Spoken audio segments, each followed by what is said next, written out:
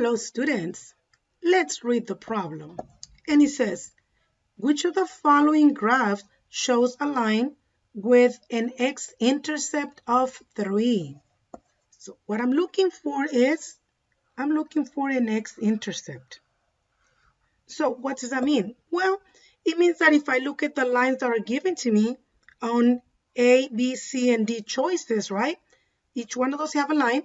I want to find which one of those is actually crossing. Okay, let's write it down like this. So I want to know which line is crossing the x-axis at what point? At point what? 3. Very good. So I want to find out which one of those is crossing the x-axis at 3. And it's a positive 3, right? So one of the easiest things for us to do is, let's identify, well, first of all, the x-axis, right? So I'm going to come back over here, and I'm going to highlight my x-axis. Why? Because now I want to check each one of the lines. And I want to check what's the point that the line has when it's crossing that green line. Is that right? So let's look at the first line that is up here. What do you notice about this line? It's not even crossing the x. Who's that line crossing? It's crossing the y. Very good. So if I want to think about that, that's crossing actually the y axis. So no, that cannot be my answer.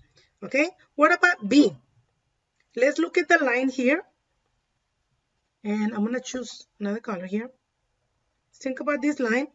And I'm going to stop right here. Is that right? So I'm going to trace in the line. And I'm going to stop when I touch the green one. And I can continue. But it touched the line right there. What number is that? It's 1, 2, it's 3 spaces, but it's going to the left. So this one is actually crossing it, -3. And I do not want a -3. I want a +3. Is that right? So no, that cannot be my answer either. What about C? So I'm going to do the same thing. I'm going to kind of trace my line, trace it, and I'm going to stop right there. Because right there is where my line touches the x-axis, right? So keep on going. So there's only one time right there. What number is that line crossing at? 1, 2, and 3. And it's positive because it's to the right. So can we say that this is my x-intercept? Yes, it is. This is my x-intercept. Notice how in A, my point was the y-intercept, right? Because it was touching the y. Right now, this is the x because it's touching the x-axis. Very good. Just to be on the safe side, it seems to me that C is the answer, but let's look at letter D. This is my line, and I'm going to follow the line, follow the line, follow the line. I don't stop here because this is not the x-intercept. This is your y-intercept. Very good. Just a little review. So keep on going. And I don't see it crossing the x. So I have a problem, right? Because if I was to continue, where would that line cross? Well, that's kind of to be concerned with, but not really. Because I do know what's the x-intercept that I'm looking for. I'm looking for the x-intercept of 3.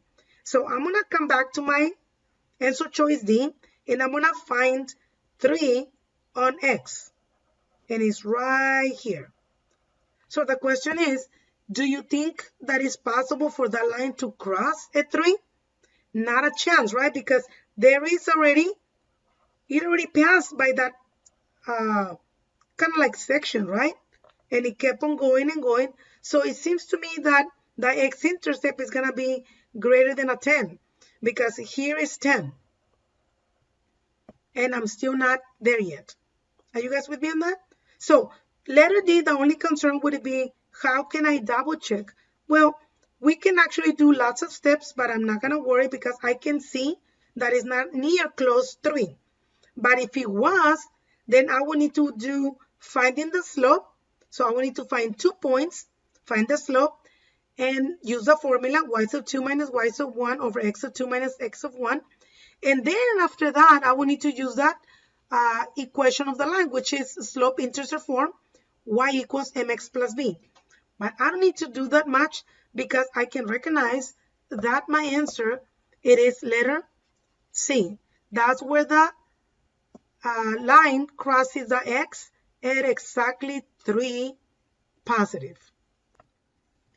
I would like for you to add something that is very important for you to understand about the x-intercept. And that is,